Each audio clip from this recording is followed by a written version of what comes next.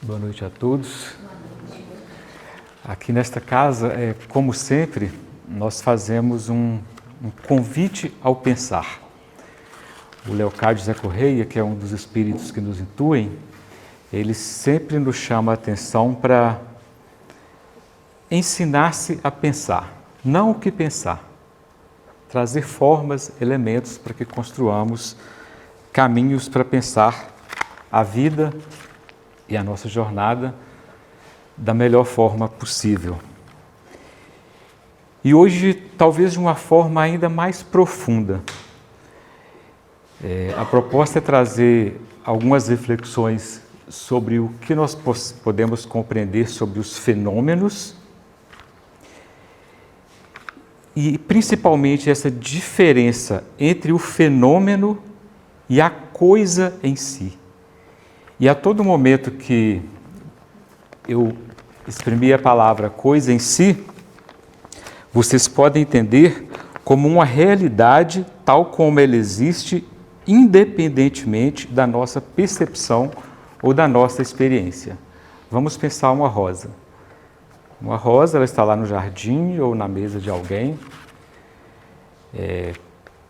com cores diferentes. Ela existe como ela mesma ali, como uma coisa em si, como uma rosa. Mas a percepção que nós fazemos desta rosa, ela vai depender das nossas aptidões, da nossa história, do nosso conhecimento, das nossas condições físicas, inclusive, a capacidade de enxergar, de perceber cheiro, de perceber textura. Então aí já se percebe que há uma diferença entre o fenômeno, que é como as coisas são apresentadas, e a coisa em si, que é a realidade que existe como ela própria. E para fazer esse raciocínio, eu vou trazer hoje muitas ideias de um filósofo alemão chamado Immanuel Kant. O Kant, ele escreveu as principais obras dele aproximadamente 100 anos antes da codificação da doutrina espírita. Eu sempre quis trazer algumas ideias dele aqui, mas a obra dele é tão complexa que às vezes até traduzir para mim mesmo era difícil. E em alguns casos impossível, eu não conseguia entender. Mas aí pesquisando sobre fenômenos, eu encontrei um trabalho de um professor professor de filosofia da Universidade Federal do Paraná, chamado Joel Thiago Klein. Esse professor Joel, ele fez o mestrado dele, o doutorado, todo explorando a obra de Kant. Depois ele foi fazer um pós-doutorado na Universidade Ludwig Maximilian, em Munique, na Alemanha, que foi o país onde Kant nasceu. Depois ele trabalhou como professor convidado na Universidade de Frankfurt, também na Alemanha, sempre aprofundando as ideias de Kant. E o Thiago Klein, em um dos artigos dele, ele traz algumas ideias de Kant que são muito caras para o pensamento espírita, para a doutrina dos espíritos, de uma forma um pouco mais mastigada. E aí eu consegui absorver um pouco mais e vou tentar resumir aqui. É um raciocínio, não vou antecipar que não é algo simples, é bom que a gente fique bem atento e se tiverem dúvida podem inclusive interromper e perguntar que na medida do possível a gente vai tentar responder. E no desenvolver desse raciocínio de Kant, o Klein ele vai passar por aspectos como a filosofia, a ciência e a religião, e ele chegando a desenvolver uma teoria sobre a possibilidade da existência de Deus. Olha-se o tamanho, digamos, do atrevimento que ele chegou. Teorizar sobre a possibilidade da existência de Deus. O Kant, até os 50 anos de idade, ele era um professor, digamos que um professor comum, mas a partir dos 50 anos ele começou a produzir freneticamente. e produzir obras geniais, a ponto de quando ele apresentou para as pessoas que eram as mais ilustres do meio acadêmico da época, eles começaram a ler e ficaram de boca aberta, falando assim, não, isso aqui apresenta para outro, porque eu não vou, está muito aquém do que é possível compreender. Ele começou a produzir coisas muito à frente do tempo dele, e que depois a doutrina dos espíritos nos trouxe algumas questões muito importantes relacionadas à obra do Kant. Inclusive o Antônio Grimm, que é um dos espíritos que nos orientam nessa casa, ele traz em vários momentos algumas ideias desse filósofo alemão.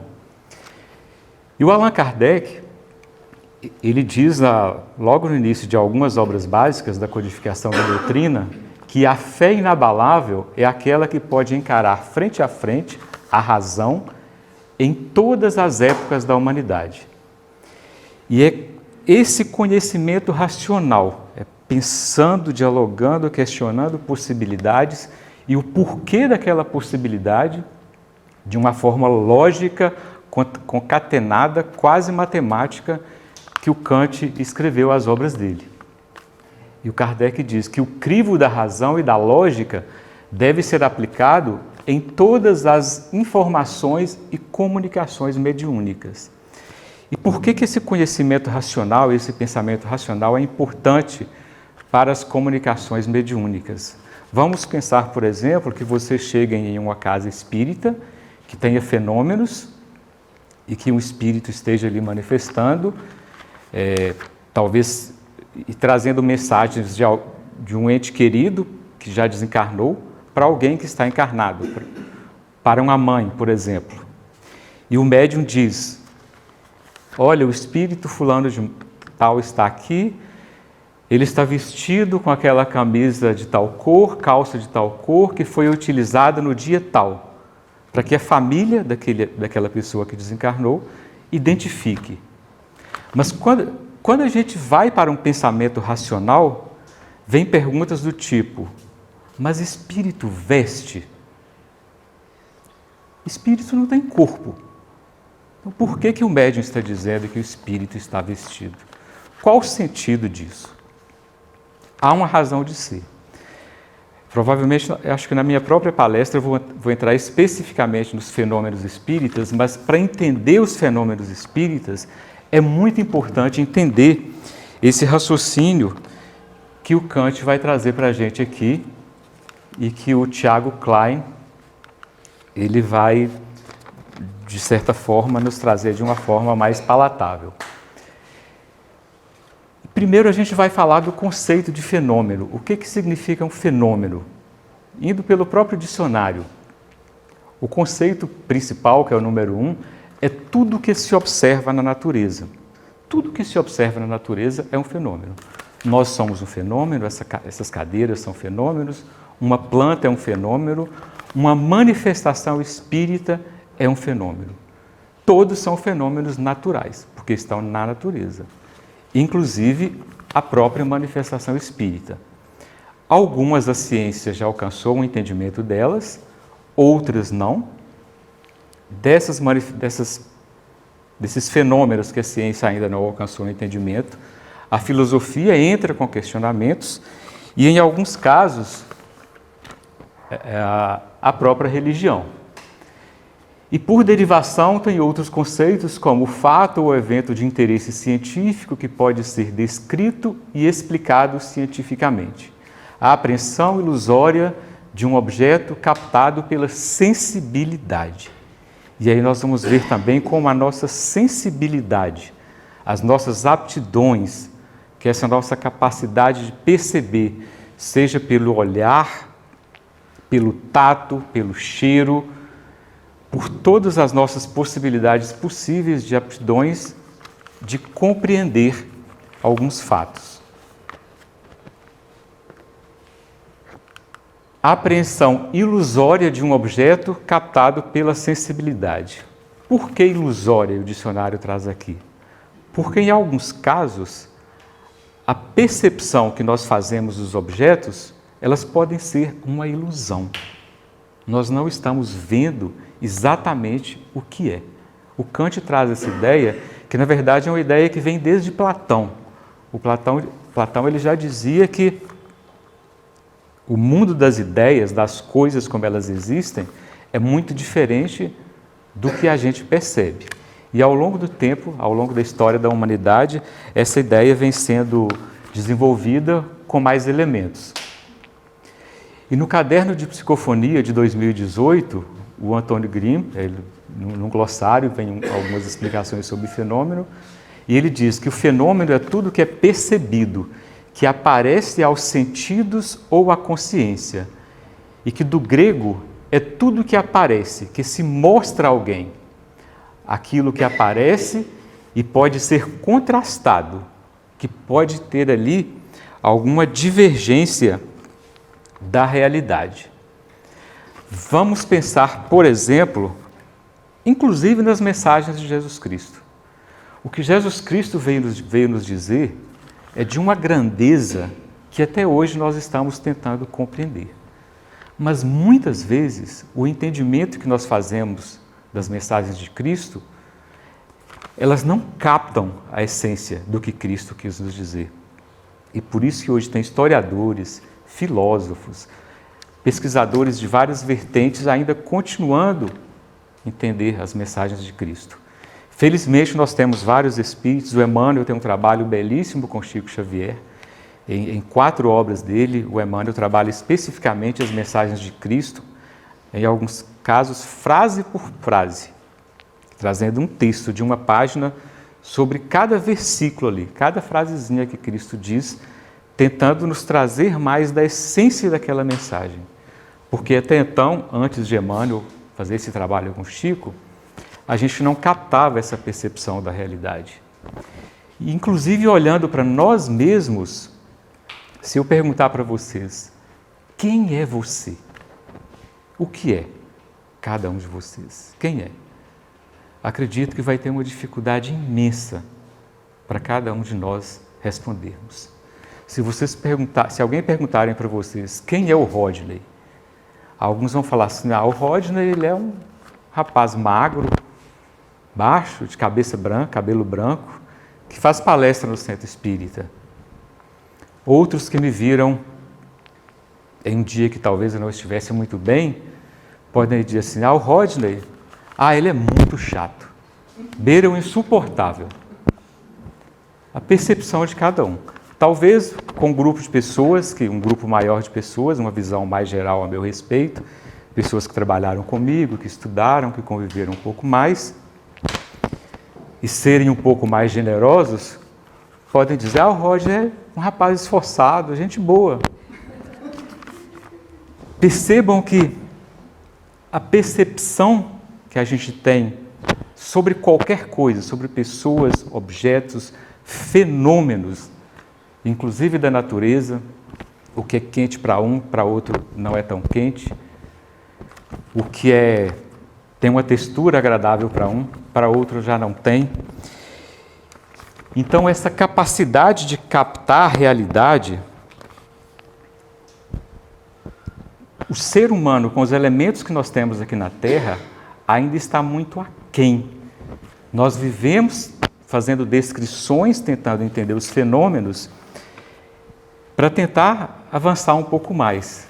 Mas o Kant, ele traz isso de uma forma absurdamente lógica, levando o crivo da razão que o Allan Kardec faz ali, ao pé da letra mesmo, ao ponto de até alguns filósofos criticarem o nível de razão que ele utilizou na obra dele. E ele, inclusive, escreveu 2 obras dele, tem o título Crítica à Razão Prática, que é Crítica à Razão Pura, que é com base nessa obra que o Thiago Klein escreveu esse artigo aqui. Nessa obra não, uma pequena parte dessa obra que o Thiago Klein escreveu esse artigo, e que eu vou tentar trazer aqui. E depois ele escreveu Crítica à Razão Prática. E nesse artigo do Thiago Klein, que é esse professor da Universidade Federal do Paraná, ele traz uma ordem ele traz uma sequência, digamos assim, de 6 argumentos, de 6 raciocínios que nos ajudam a entender a nossa dificuldade, as nossas limitações de fazer essas percepções entre a coisa em si, como ela é na realidade, e a nossa capacidade de perceber. E ele vai desde o senso comum, passando pela ciência, depois da filosofia, até chegando na possibilidade da existência de Deus. Isso ele desenvolvendo a ideia de Kant. Tudo que ele vai dizer está na obra de Kant.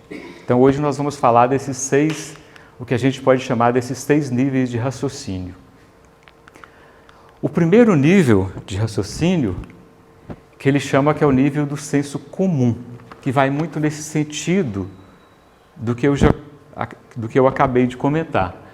No senso comum, o conceito de fenômeno indica a forma subjetiva e individual de como cada um pode perceber as coisas. Já o conceito da realidade em si indica o modo como as coisas são normalmente percebidas pela maioria dos seres humanos. No senso comum, o fenômeno, voltando nesse exemplo da rosa, por mais que a rosa em si ela esteja ali, um elemento concreto, que muitos podem chegar, perceber, cheirar, cada um percebendo com sua forma que lhe é possível, ela existe ali na realidade dela, mas alguém pode chegar ali, achar um cheiro agradável, outro já pode entender que o cheiro daquela rosa não é tão agradável. Outro acha a textura agradável, e talvez outros não.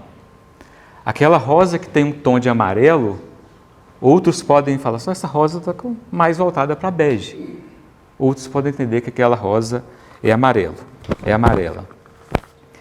Então, no senso comum, envolve muito da subjetividade de cada um de nós, para falar sobre o fenômeno, de como nós enxergamos aquela coisa.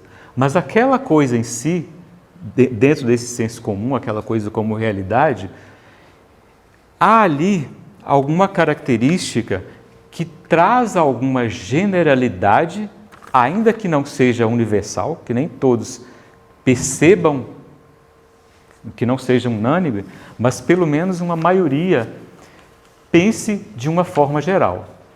Então, a coisa em si indica o modo como as coisas são normalmente percebidas pela maioria dos seres humanos. E essa distinção nos ajuda a estabelecer um critério para distinguir julgamentos meramente subjetivos das nossas percepções individuais e os juízos de percepção que indicam julgamentos coletivos dessa percepção. Digamos que esse julgamento coletivo ele já seria um pouquinho mais avançado do que esse julgamento individual, os quais esses julgamentos coletivos eles também podem ser influenciados pela cultura, pelo clima ou pelo hábito de um povo. Por exemplo, se pegarmos um cidadão que mora na Noruega, e a gente vai na Noruega essa semana, lá para eles, à noite está fazendo 9, 10 graus à noite, mesmo estando no verão. Mas para eles aquele clima está agradável, está ameno.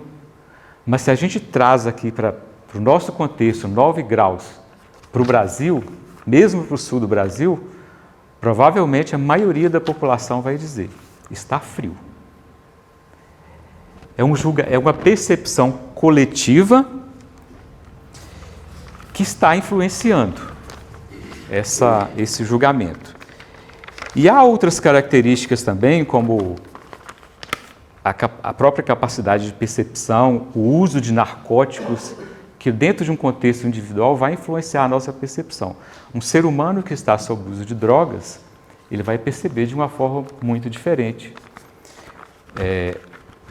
os elementos. Inclusive os espíritos nos dizem que para a gente ter cuidado com os narcóticos, para que nós não entorpeçamos a nossa consciência. Porque é isso que os narcóticos fazem e eles vão interferir e prejudicar consideravelmente a nossa capacidade de percepção dos fatos. Para o Kant, ele traz essa passagem aqui do nível senso comum, essa percepção pelo nível comum, muito superficialmente na obra dele. Ele não entra na crítica dela em si, porque para ele, talvez porque ele não tenha uma filosofia ou uma ciência tão desenvolvida. Imagino eu que por esse motivo. Então ele passa muito rapidamente. Mas aí depois ele começa a entrar em um processo de se entender os fenômenos de uma forma mais avançada. E aí o Thiago Klein, organizando essas ideias, ele chama de um nível, digamos, um nível 2, que é um conceito no nível científico, que é onde aí nós entramos com a ciência, a parte de experimentação. Vamos levar para um laboratório umas observações mais apuradas, talvez até com equipamentos mais tecnológicos, para se fazer uma ideia melhor. No nível científico, a distinção entre o fenômeno, aquilo que a gente está vendo, e a realidade em si, se estabelece no âmbito científico. Nesse caso, o fenômeno indica aquilo que é o habitual e estabelecido segundo uma lei de associação, que é um juízo de percepção, enquanto que o conceito da coisa em si indica o objeto tal como ele é objetivamente considerado, que é experiência. Aí ele já entra com esse processo de experiência, mas que o fenômeno ele ainda está dentro de uma percepção. No fenômeno, a gente vê alguma coisa e faz alguma associação para tentar entender o que é aquela coisa. Por exemplo, uma pedra. A gente vê uma pedra e por esse critério científico a gente não poderia dizer necessariamente que a pedra é pesada. A gente poderia dizer, a pedra parece pesada. Para dizer que ela é pesada, eu teria que fazer um teste, um experimento para ver se ela é de fato pesada, saber quanto pesa, e até porque essa ideia de pesado ou não também pode variar de cada um, de gravidade, até pensando em espaço, estamos aqui na Terra sob a lei de gravidade, mas em outros ambientes que não tenham gravidade, essa percepção de peso também é um pouco diferente. E depois ele vai dizer que o conceito de coisa em si, que é a realidade, estabelece um limite entre aquilo que está sendo visto e percebido e aquilo que de fato é real. De certo modo, nesse nível, o conceito da coisa em si, que é a realidade, ela funciona como um limite entre aquilo que nós conhecemos e aquilo que ainda não conhece. Porque a ciência, por mais que a gente leve os fatos para investigação científica, a ciência não vai conseguir nos dizer tudo. E provavelmente nunca vai nos conseguir dizer tudo com 100% de certeza. Em relação a sair do senso comum e ir para o senso científico, até em relação à febre. Vamos pensar uma pessoa que você olha e fala assim, essa pessoa parece que está com febre. Coloca a mão, vê que ele está com quente. Talvez alguns já tenham acesso a um médico, um enfermeiro ou alguém que cuida de pessoas ali com experiência maior, já nem precisa de um termômetro e afirma, essa pessoa está com febre. Mas para a imensa maioria da população, vai precisar ali de colocar um termômetro para perceber que aquela pessoa está de fato com febre. E nesse nível científico, o Allan Kardec, quando ele foi codificar a doutrina dos espíritos, ele foi ali em reuniões que tinham aquelas mesas com os fenômenos ou algumas manifestações que chamavam muita atenção, mas que pessoas iam apenas pelo espetáculo, pelo fenômeno em si, porque mesas giravam, apareciam coisas espetaculares, mas a população inteira estava ali no senso comum, não saía daquilo. O Kardec, como pedagogo, como pesquisador, ele, deve ter algo mais que isso. Por quê? Por que essas mesas movimentam? sem aparentemente a gente não ver nenhum corpo mudando elas de lugar. Será que elas estão fazendo sozinhas? E aí o Kardec ele começou a desenvolver um método para tentar avaliar por que aquelas mesas giravam. Mas os fenômenos espíritas a gente vai falar em outra oportunidade. Vamos voltar para os fenômenos de uma forma geral para a gente entender o porquê que Kardec também chegou nesse raciocínio. Então, para evitar esses erros dentro do método científico, toma-se precauções na avaliação da passagem do que é um juízo de associação para um juízo de experiência, de associar aquilo que é pesado ou aquilo que parece um corpo quente para entrar para a experiência, para avaliar que de fato uma pessoa está com febre. Então tem que, para sair das associações para a experiência, precisa-se de um método de acurácia, de zelo, de atenção e, na medida do possível, até de um pesquisador que seja isento. Porque um pesquisador, ele também pode estar sujeito às próprias ideias que ele já tem do fato. E ele ir para uma pesquisa querendo encontrar o que ele quer encontrar. Até aí entra, que também é um risco da ciência. Mas a ciência, ela não é o único caminho para nós chegarmos. Ela a ciência não é o único caminho para se chegar a conhecimentos. E aí o Kant, e voltando na ideia do Thiago Klein, o Thiago Klein ele vai trazer um passo além da ciência, ele vai entrar num caráter mais filosófico para fazer essa reflexão sobre a diferença dos fenômenos e da realidade em si. Ele vai entrar numa análise mais transcendental, que são os 4 níveis seguintes, eles passam por essa análise transcendental dentro de um conceito mais filosófico.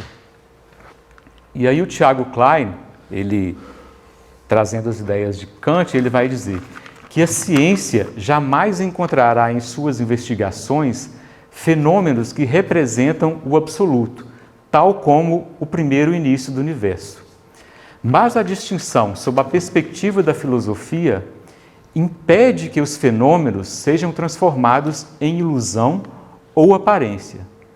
Evita que a realidade fenomênica seja considerada simples fruto da imaginação da mente humana, misticismo ou fantasia. E essa percepção de Kant que o Thiago Klein traz para a gente é de extrema importância para a doutrina dos espíritos. Porque a ciência não vai conseguir explicar tudo. A ciência não vai conseguir aquilo que é o absoluto, o primeiro início do universo. A ciência não vai conseguir chegar em Deus como a causa primária de todas as coisas. Mas a filosofia, de uma forma de um pensamento organizado como Kant fez, ele vai trazer essas possibilidades de uma forma lógica, concatenada e muito convincente. De tal forma que ele vai quase fazer a gente acreditar que se você não acredita em Deus, é melhor você pensar em acreditar. Porque senão você não vai ver sentido em quase nada na vida. E isso é importante, e ele diz que essa perspectiva da filosofia ela é importante porque ela impede que os fenômenos sejam transformados em mera ilusão ou aparência. Porque tem coisa que a ciência não vai conseguir explicar. Inclusive, muitos fenômenos espíritas, na época de Kant, na época que a doutrina dos espíritos foi codificada, a ciência não conseguia explicar. Hoje, mesmo na época de Kardec não conseguia, na época do Chico Xavier ainda não conseguia, mas hoje com o avanço da tecnologia, de se entender mais o que é ectoplasma, o que é holografia, a ciência já consegue se avançar bem mais. E tira essas manifestações de um caráter de imaginação ou de fantasia e traz para algo que é verdadeiro, que é real.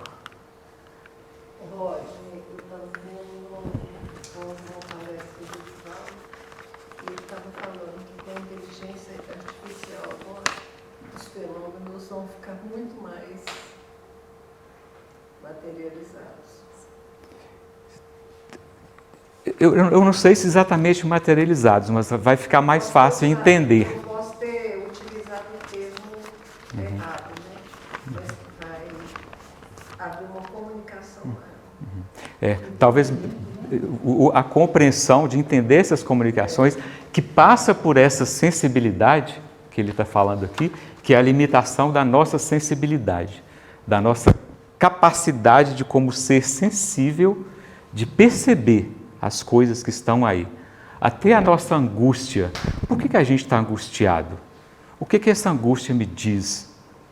Quais os elementos que eu tenho dentro de mim e fora de mim para me fazer perceber essa angústia?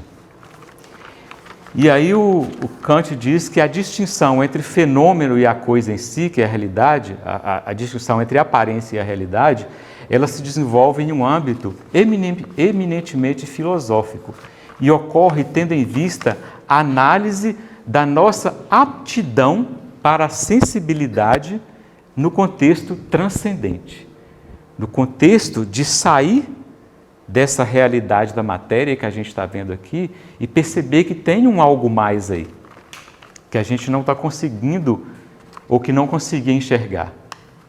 E que é necessário refletir e analisar as representações e as respectivas faculdades envolvidas nesse processo de conhecimento. A sensibilidade é um processo de conhecimento, essa sensibilidade transcendental. Nós temos informações hoje que vieram de Emmanuel, de André Luiz, por meio de Chico Xavier, de irmão Leocádio José Correia, de Antônio Grimm, de Marina Fidelis, com Mauri Rodrigues da Cruz, que são fundamentais para nós entendermos da vida, são fontes de conhecimento. Mas por que Mauri Rodrigues da Cruz e Chico Xavier conseguiram atingir esse nível? Pela sensibilidade, essa aptidão, essa faculdade que eles tinham e que eles conseguiram aproveitar da melhor forma possível. E que todos nós podemos chegar lá. Mas que, infelizmente, nós não ficamos, nós talvez não temos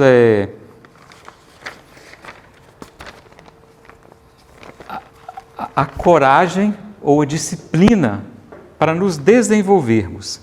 Mas no desenvolver dessa sensibilidade, e até de pensar uma angústia, e se nós temos essa aptidão para a sensibilidade, nós temos que perceber que essa possibilidade de sensibilidade existe também em um irmão nosso, e que ele vai ter uma sensibilidade que é diferente da nossa. E hoje a ciência já nos diz, e aí a gente está falando de irmãos racionais, o Kant traz essa ideia de uma forma racional, mas hoje a ciência já diz que até os animais e as plantas também têm sensibilidade. Mesmo eles não, essas outras formas de vida, não sendo racionais, elas também têm sensibilidade. E aí a gente vai percebendo que as formas que ainda que não seja possível de dizer quais formas são essas de sensibilidade, mas que já serve para reconhecer que a nossa forma de aprender os fenômenos não precisa de ser a única possível. Que existem outras formas, outros seres com inteligência que também teriam essa capacidade. E ele continua dizendo que exatamente por considerar possibilidades de sensibilidades, que é preciso reconhecer que os fenômenos possam ser considerados de outra perspectiva, que possa haver realidades que não nos são dadas de alguma forma nessa estrutura que nós temos aqui de tempo e de espaço na Terra. Que tem sensibilidades que a gente, com a nossa estrutura de corpo físico, matéria aqui na Terra, nós ainda, ou pelo menos na época de Kant, lógico que o ser humano foi evoluindo e essa sensibilidade foi aumentando, e talvez inclusive com a sensibilidade com a inteligência artificial vai ficar mais perceptível, a gente consiga perceber mais. E aí ele diz que isso sustenta a possibilidade de dois mundos. É uma ideia que até o Chico utilizava, de dois mundos, mas a gente trabalha na doutrina dos espíritos de um cosmos, como o elemento único, mas dois mundos, vamos pensar o que a gente conhece aqui na Terra, ideias que a gente não conhece. E a interpretação de dupla perspectiva. Como Jesus Cristo nos diz, há muitas moradas na casa do Pai.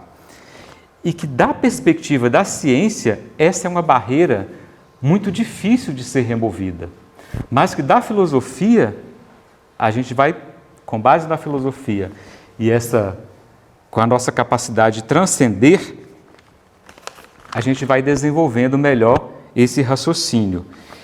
E isso elimina a possibilidade de a ciência ser a única forma de tratar os fenômenos. Os fenômenos começam a ser tratados de outras formas além da ciência, e que impede que esses fenômenos sejam transformados em ilusão.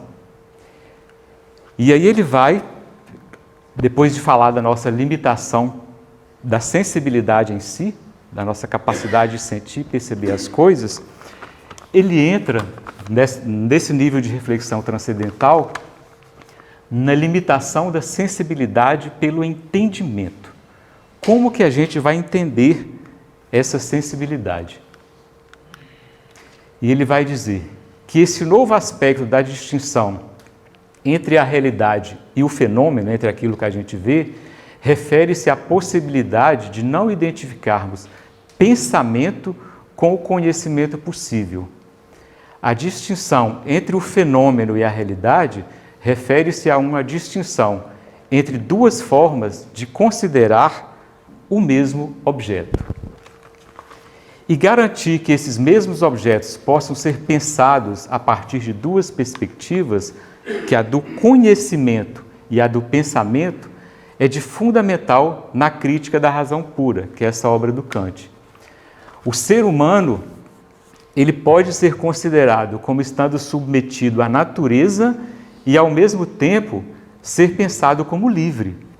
O ser humano estaria, ao mesmo tempo, submetido a duas legislações, a da natureza e a da liberdade. E olha que interessante, que é essa ideia que o Livro dos Espíritos nos traz. Nós estamos sujeitos às leis da natureza. Estamos aqui na Terra, estamos sujeitos a existir terremotos, furacões, climas mais amenos, super ondas de calor, ondas de frio. É a natureza se movendo, respondendo ao que está acontecendo com ela, inclusive a ação humana, ela vai respondendo, e nós estamos sujeitos a essas leis. Mas também estamos sujeitos à lei de liberdade. Como diz o Viktor Frankl, Deus, a sabedoria dele é tão grande e ele nos deu tanta liberdade que a gente tem liberdade, inclusive, para duvidar que ele existe. Então, estamos sujeitos às ações das leis da natureza e da liberdade, mas também sempre tendo sempre que arcar com as consequências dos atos que nós praticamos com a nossa liberdade. E esse conceito do fenômeno, ele indica os limites do nosso conhecimento possível, quando a gente fala do entendimento. Até onde que o nosso conhecimento ele pode ir? E tendo essa dupla capacidade de pensar e de interpretar. Eu conheço todas as percepções que eu tenho, eu sei o que está acontecendo. Eu me lembro que quando teve aqueles atentados quando houve aquele atentado lá em Israel, aquele ataque do Hamas, tinha uma brasileira que estava lá, mãe brasileira aqui nos Estados Unidos, ela ligou para a filha 2 dias antes, a filha falou que estava indo em uma festa, ela disse, por favor, não vá. Ela estava tendo uma percepção, mas ela não sabia o que era aquilo. Ela não conseguia entender aquela percepção. E a filha disse, mãe, mas é uma festa que a gente está esperando há muito tempo, pagou-se muito caro. A mãe dela disse, filha, eu reponho esse dinheiro seu. Não vá, por favor. A filha foi. E a filha desencarnou naquele ataque do Hamas. Mas essa faculdade de pensar e de ver esse objeto considerado um objeto considerado de várias perspectivas, a perspectiva do que a gente conhece e do que a gente ainda não consegue explicar, inclusive, que nos permite avançar nesse nosso pensar. E a gente começa a pensar nessas limitações do nosso entendimento e todas essas formas de faculdade, ou dessas, ele usa muito a expressão faculdade, mas eu gosto mais da expressão aptidão, que é essa possibilidade que a gente tem de desenvolver aquilo que há de mais profundo em nós. E essa faculdade de pensar, ela amplia, com o ato de pensar, a nossa mente vai ampliando. E quanto mais amplia, mais a gente vai saindo, digamos, da matéria. Por que muitos filósofos, muitos artistas, eles às vezes vivem no mundo quase fora da Terra? Eles exploram o pensamento deles, alguns ali, talvez num limite muito acima do que um cidadão consegue perceber. E essa faculdade de pensar, inclusive, que nos faz chegar em Deus. Talvez se a gente não pensasse, a gente não estaria hoje falando de Deus. Mas nesse caso, ele traz ainda com um raciocínio lógico, com essa reflexão transcendental, mas que ainda permanece algo indeterminado. Ele sabe que tem um algo mais, mas ele não consegue explicar o que é. Mas ele amplia um problema, digamos, ele amplia a pergunta. Se a pergunta antes era, olha, era alguma coisa que eu sentia, agora, além de sentir, eu consigo pensar um pouco mais. Mas ainda não tem resposta. Ele amplia e essa questão vai se desenvolvendo de forma gradual, que a gente sabe que existe um algo mais, mas a gente não sabe o quê. O que é esse algo mais que existe? E aí ele entra no terceiro e no penúltimo aspecto da reflexão transcendental, que ele entra do nosso entendimento pela razão. E aí ele entra muito profundamente nesse pensamento racional. E aqui que essa parte tem uma riqueza, é uma pena que a gente não consegue trazer aqui com o tempo que temos, mas é uma riqueza de informações que ele traz dessa parte, porque ele começa a entrar e explicar por que um pensamento racional nos traz a possibilidade de que Deus existe. Quando a gente começa a pensar, raciocinar, transcender, depois de passar pela ciência, pela filosofia e chegar na possibilidade de Deus.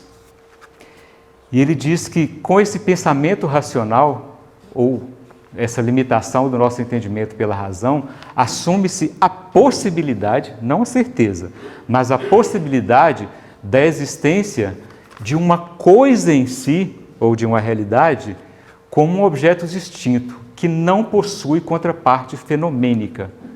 Que não possui contraparte fenomênica quer dizer que é uma coisa que não se manifesta, que a gente não consegue ver.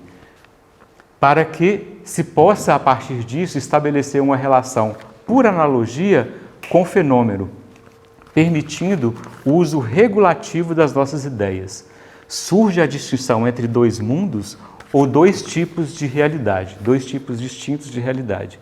Porque até então, ele estava tratando de realidades que conseguiam se manifestar. A gente consegue ver.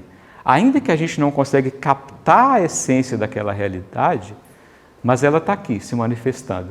Seja em alguma matéria, seja em alguma percepção, na sensibilidade, na nossa capacidade de pensar, a gente captava algo e conseguia imaginar o que é aquela matéria. E podemos estender até um espírito se manifestando. A gente não consegue ver o espírito em si.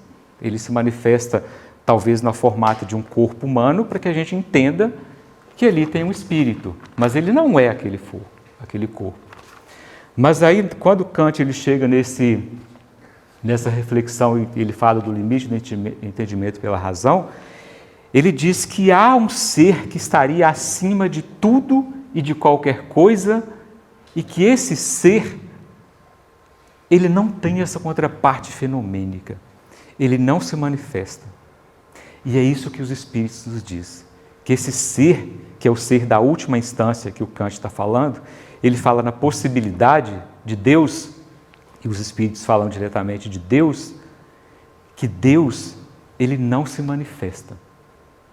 No máximo, a gente entende ver Deus pelo diálogo que a gente tem com Ele, no íntimo, no nosso íntimo, e pelas obras dele. Mas Deus em si, ele não se manifesta. E imaginem, nem Jesus Cristo se atreveu a fazer uma descrição do que é Deus, a trazer uma forma do que é Deus. E o Kant, ele traz essa ideia de uma forma lógica. Aí ele não está chamando de Deus. Ele está dizendo que pode ser qualquer ser, mas que tem que existir um ser por trás disso tudo e que vai estabelecer uma forma de regulação dessas ideias, que regula tudo o que está acontecendo, que regula planetas, cometas, árvores, insetos, tudo que existe. E ele diz que apenas com a perspectiva desses dois mundos e de que existem seres inteligíveis, mas que não são fenômenos, que se pode pensar em Deus.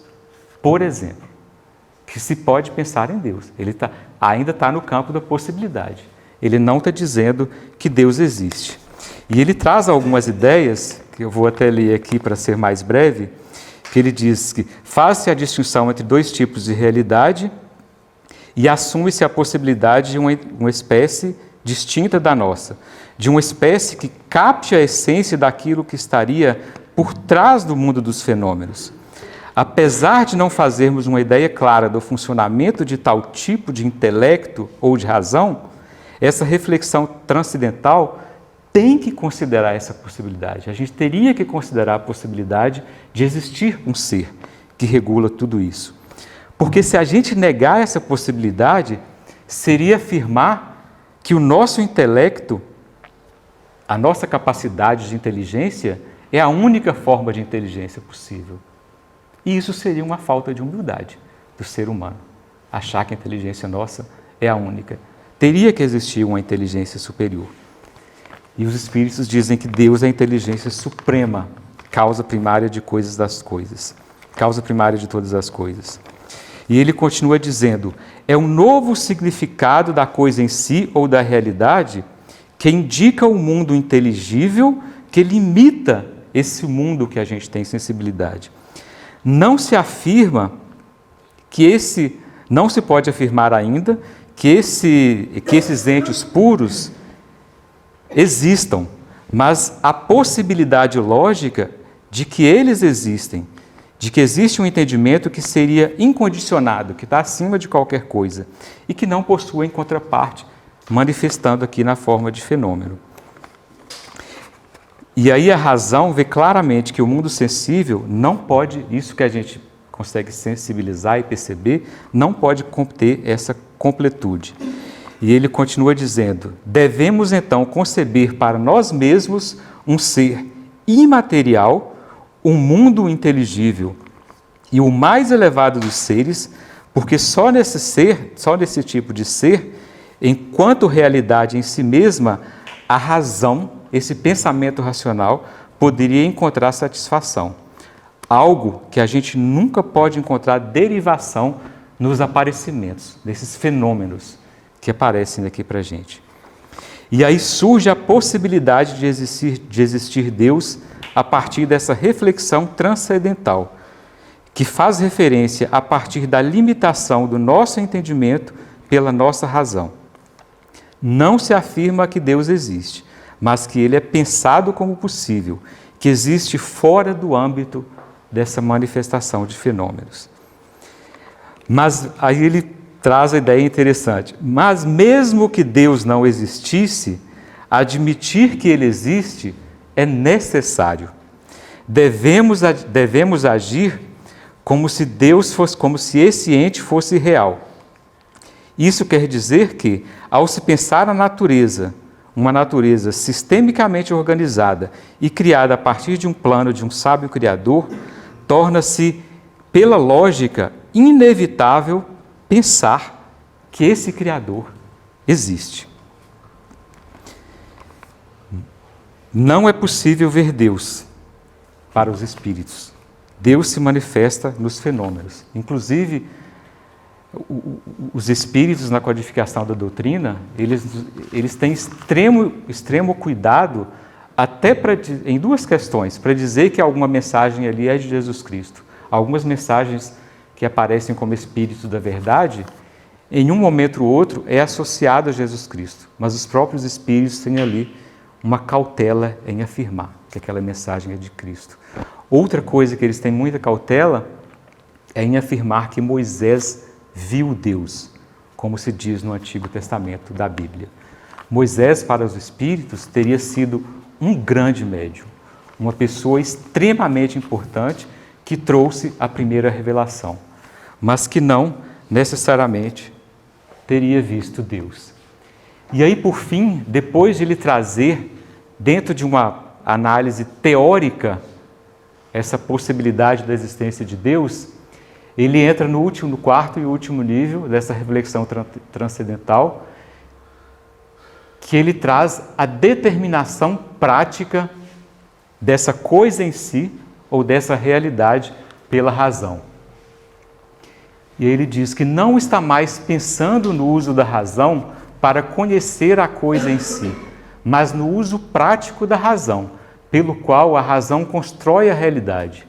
Busca-se criar uma nova realidade dentro da experiência possível.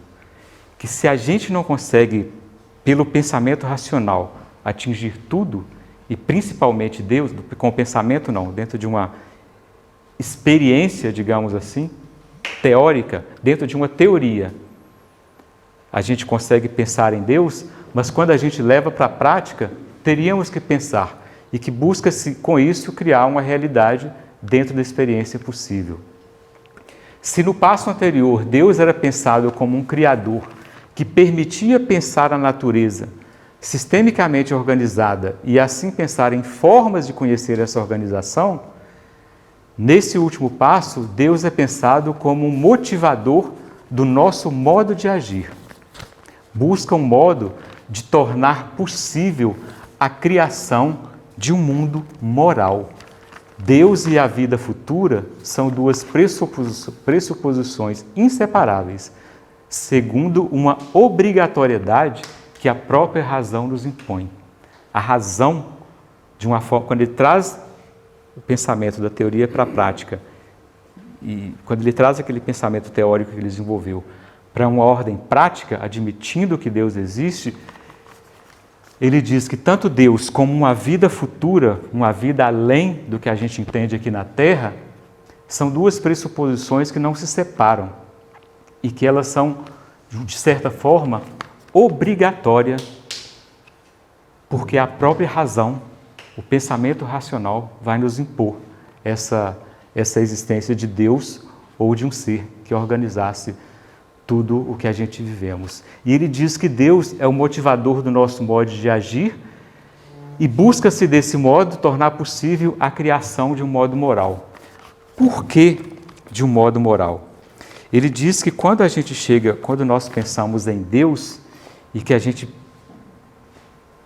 pensa em algo superior a tudo que a gente está percebendo, talvez aí, que aí nós desenvolvendo um pouco mais o raciocínio, que consigamos olhar para o nosso irmão como um igual a nós.